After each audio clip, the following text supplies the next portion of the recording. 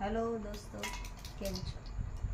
અત્યારે સવારની ટિફિનની તૈયારી થઈ રહી છે. અમારા લુસીબેન બેઠા છે અમારી સામે ચોળી ખાવા. ચોળી ખાવીશ ને? હે ચોળી ખાવીશ? અમારા લુસીને ચોળી બહુ ભાવે. હમણાં 1 મિનિટમાં પૂરી.